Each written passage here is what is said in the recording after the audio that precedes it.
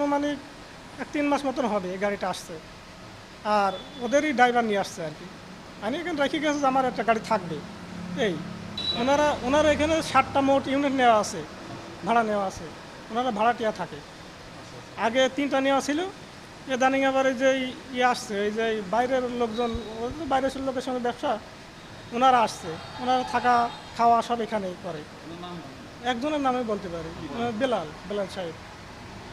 এই কয়দিন আসার পরে থেকে আমি আর বেরোতে দেখিনি। কালকে রাতে পুলিশের ভাইরা আসছিল, তারপরে সাংবাদিক ভাইরাও আসছিল। তারাও ওই একই কথা, আপনি যেভাবে শুনছেন এটাই শুনলো এবং এটাই বললাম।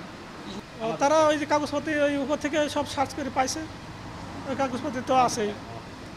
ওইটা ওই কাগজপত্র যা পাইছে তারা দেখেছে। পরে আমি শুনলাম, মানে আমি তো আগে জানিনি।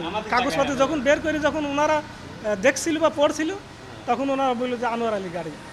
কারণ ওই কাগজপত্র তো আগে দেখাচ্ছিল না, আগে কাগজপত্র একটা সাইডে রাখা ছিল। তারা আর কি খুঁজে বের করেছে পুলিশের লোকজন, বলেছে যে আমার অনুমতি ছাড়া এই গাড়ি যেন বাইরে না যায়।